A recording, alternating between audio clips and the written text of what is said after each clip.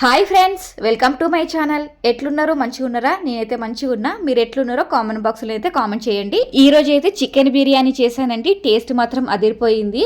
చాలా అంటే చాలా టేస్టీగా ఉంది. చికెన్ బిర్యానీ చేయాలంటేనే పెద్ద ప్రాసెస్. అది చెయ్యాలంటేనే వామ్మో అని అంటారు కదండి. అదేం కాదండి, నేను చేసే విధంగా ఒకసారి చేశారంటే మళ్ళీ మళ్ళీ ఇలాగే చేశారు. అంత ఈజీగా చేసుకోవచ్చు అండి చికెన్ బిర్యానీ ప్రాసెస్. అంత సింపుల్ గా చెప్తున్నాను. టేస్ట్ కూడా చాలా బాగుంటుంది. రైస్ కూడా బాస్మతి రైస్ ఏం కాదండి, నార్మల్ రైస్ తోటి చికెన్ బిర్యానీ చేస్తున్నా. నా స్టైల్లో చికెన్ బిర్యానీ ఎలా చేస్తానో చూసేయండి. ముందుగానైతే చికెన్ ను మంచిగా కట్ చేసుకుని 1-2 సార్లు మంచిగా కడిగేసుకున్నాను. ఇలా కడిగేసుకున్న తర్వాత 2 టేబుల్ స్పూన్ కారం అయితే వేసాను. మీరు తినే కారం బట్టి కారం అయితే వేసుకోండి. తర్వాత 1 టేబుల్ స్పూన్ పసుపునైతే వేసాను. 2.5 టేబుల్ స్పూన్ ధనియాల పొడిని అయితే వేసాను. 1/2 టేబుల్ స్పూన్ గరం మసాలాని అయితే వేసాను. బిర్యానీ అంటున్నావు, మరి లెగ్ పీసులు ఏవేంది అని మీరు అడుగుతుండొచ్చు. మేము ఎప్పుడు బిర్యానీ చేసినా సరే ఇట్లనే తెస్తాడండి మా ఆయన మాత్రం. ఎందుకంటే లెగ్ పీసులు తీసుకొచ్చామనుకోండి, అది సగం పీస్ తిన్న తర్వాత అలాగే వదిలేస్తే మొత్తం ఖరాబ్ అయిపోతుంది.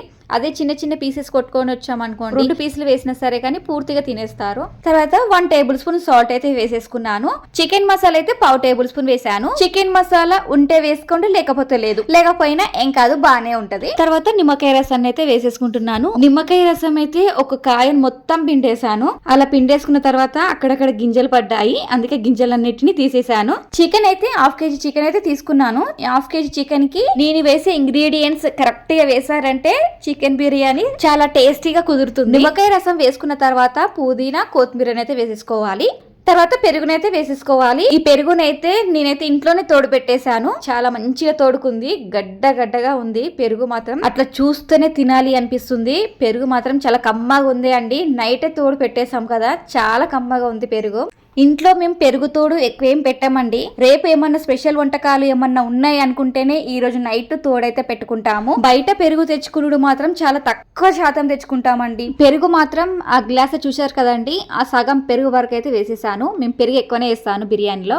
ఇవన్నీ వేసి కలుపుకునేటప్పుడు ఒకటి గుర్తుకొచ్చిందండి. ఏమిటా అనుకుంటున్నారా? ఇందులో ఒక ఇంగ్రీడియంట్ మర్చిపోయానని గుర్తుకొచ్చింది. అదేమిటా అనుకుంటున్నారా? అల్లం వెల్లుల్లి పేస్ట్ వేయడం మర్చిపోయాను. అందుకే గుర్తుకొచ్చి 1 టేబుల్ స్పూన్ అల్లం వెల్లుల్లి పేస్ట్ వేసి మొత్తం అయితే కలిపేసుకుంటున్నాను. మీరు మాత్రం మర్చిపోకండి, ఫస్టే అల్లం వెల్లుల్లి పేస్ట్ వేసి అన్ని కలిపేసుకోవాలి. ఇలా మొత్తం కలిపేసుకున్న తర్వాత మూత పెట్టేసి 1 గంట పాటు రెస్ట్ అయితే ఇచ్చేయాలి. ఇలా రెస్ట్ ఇస్తేనే కదండి మనం వేసిన మసాలాలన్నీ చికెన్ కి మంచిగా పట్టి మనం తినేటప్పుడు చికెన్ జ్యూసీగా చాలా టేస్టీగా ఉంటుంది.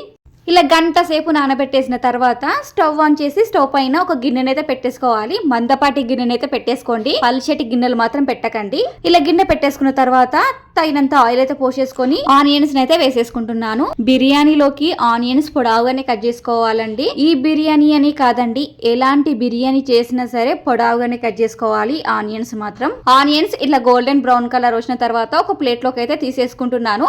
ఆనియన్స్ త్వరగా గోల్డెన్ బ్రౌన్ కలర్ రావాలంటే స్టవ్ ను హై ఫ్లేమ్ లో పెట్టారంటే తొందరగా గోల్డెన్ బ్రౌన్ కలర్ అయితే వచ్చేస్తాయి. ఆనియన్స్ ఫ్రై చేసుకునేటప్పుడు హై ఫ్లేమ్ లో పెట్టి మీరు పక్కకి ఎట్టన్నా పోయేరు పోకండి, స్టవ్ కాడనే ఉండండి. ఎందుకంటే తొందరగా గోల్డెన్ బ్రౌన్ కలర్ వస్తాయి కాబట్టి. ఇంకెక్కువ గోల్తే మాడిపోతాయి. నేను వీడియోలో చూపించాను కదండి, ఆనియన్స్ కొంచెం వైట్ కలర్ లో ఉన్నప్పుడే తీసేసేయాలి. పూర్తిగా బ్రౌన్ కలర్ వచ్చేదాకా ఆయిల్ లో ఉంచితే మనం తీసిన తర్వాత ఆనియన్స్ పూర్తిగా కర్రగా అయిపోతాయి కాబట్టి, అంటే మాడిపోతాయి కాబట్టి అట్లా తీయకండి. కొంచెం వైట్ గా ఉన్నప్పుడే తీసేసేయండి. ఇలా గోల్డెన్ బ్రౌన్ కలర్ వచ్చిన తర్వాత కొన్ని ఆనియన్స్ ను ఒక ప్లేట్ లోకి తీసుకొని ఇంకా కొన్ని ఆనియన్స్ ఆయిల్ లో ఉంచేసిన తర్వాత అందులో బండ పువ్వును 2 బిర్యానీ ఆకులు అయితే వేసేసి కొద్దిసేపు ఫ్రై చేసుకున్న తర్వాత మనం చికెన్ కు మసాలాలన్నీ పట్టించి గంట సేపు అయితే పక్కకు పెట్టేసుకున్నాం కదండి, ఆ చికెన్ అయితే మొత్తం వేసేసుకోవాలి. చికెన్ వేసేసుకున్న తర్వాత ఒకసారి కలిపేసుకొని మూత పెట్టేసి ఒక 15 నిమిషాల వరకు ఉడికించేసుకోవాలి. ఇలా చేయడం వలన చికెన్ ఉడికిందా లేదా అన్న టెన్షన్ మనకి ఏం ఉండదండి. మనకు చికెన్ 100% ఉడికిపోతుంది. రైస్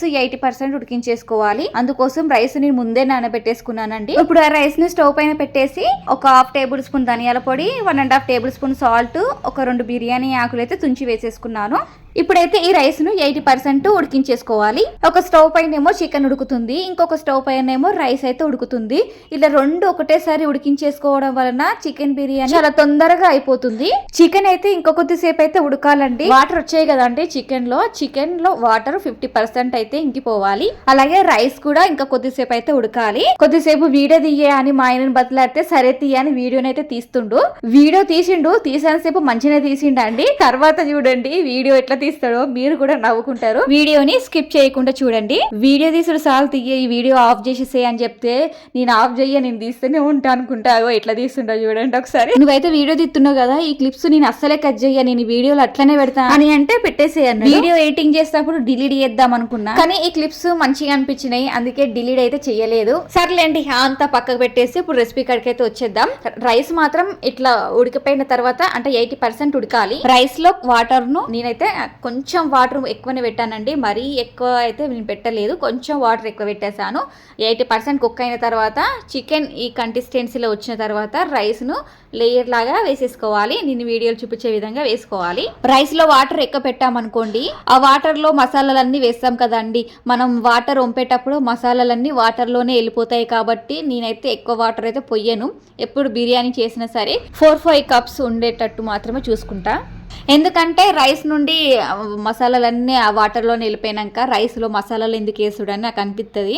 మసాలాలు అంతా పోకపోయినా సరే కొంచెమన్నా పోతాయి కదండి, అందుకే నాకు నచ్చదు. కాబట్టి నేను ఎప్పుడు బిర్యానీ చేసినా ఇదే ప్రాసెస్ పాటిస్తాను. రైస్ మొత్తం చికెన్ పైన లేయర్ లాగా వేసేసిన తర్వాత మనం బ్రౌన్ ఆనియన్స్ కొన్ని పక్కకు తీసి పెట్టుకున్నాం కదండి స్టార్టింగ్ లో, ఆ బ్రౌన్ ఆనియన్స్ కూడా ఈ టైంలోనే పైన ఇట్లా వేసి, కొత్తిమీరను కూడా నేను వీడియోలు చూపించే విధంగా వేసేసుకోవాలి. కొత్తిమీర వేసిన తర్వాత నెయ్యి అయితే వేసేసుకోవాలి. నెయ్యిని అయితే ఒక 3 టేబుల్ స్పూన్ వరకు వేసాను. నెయ్యిని వేసాక మూత పెట్టేసి 20-25 నిమిషాల వరకు స్టవ్ ని లో ఫ్లేమ్ లో పెట్టుకొని ఉడికించేసుకోవాలి. 20-25 నిమిషాల తర్వాత స్టవ్ అయితే బంద్ చేసుకోవాలి. స్టవ్ ను బంద్ చేసిన వెంటనే చికెన్ బిర్యానీ మీద ఉన్న మూతను మాత్రం తీయకండి. ఒక 5-6 నిమిషాల వరకు అలాగే వదిలేయాలి. ఇలా 5-6 నిమిషాలు వదిలేయడం వల్ల అన్నం పొడి పొడిగా అవుతుంది. చాలా ఈజీ అండ్ టేస్టీగా చికెన్ బిర్యానీని మాత్రం మన ఇంట్లోనే ఈ విధంగా చేయండి. టేస్ట్ మాత్రం భలే కుదిరింది, చాలా అంటే చాలా బాగుంది. ఈ బిర్యానీ రెసిపీని ఫస్ట్ టైం చేస్తున్న వాళ్ళైనా సరే నేను చెప్పే విధంగా చేశారంటే బిర్యానీ మాత్రం చాలా అంటే చాలా టేస్టీగా ఉంటుంది. చాలా ఈజీగా చేసుకోవచ్చు. టేస్ట్ కూడా చాలా అంటే చాలా బాగుంటుంది. చికెన్ ముక్క కూడా చాలా అంటే చాలా సాఫ్ట్ గా ఉడికిందండి, చాలా టేస్టీగా ఉంది. నెయ్యి లాస్ట్ లో వేసాం కదా, ఆ నెయ్యి ఫ్లేవర్ లైట్ గా తగులుతుంటే చాలా బాగుందండి. బిర్యానీ మాత్రం చాలా టేస్టీగా ఉంది. ఈ రెసిపీ మీకు నచ్చినట్లయితే ఒక లైక్ చేయండి. నా వీడియోస్ మీకు నచ్చుతున్నట్లయితే సబ్స్క్రైబ్ చేసుకోండి. నా ఛానల్ ని ముందే సబ్స్క్రైబ్ చేసుకొని నా వీడియోస్ చూస్తున్న వాళ్ళకి మాత్రం థ్యాంక్ యూ సో మచ్ అండి. ఇలాగే నన్ను ఎప్పటికీ సపోర్ట్ చేస్తూ ఉండండి.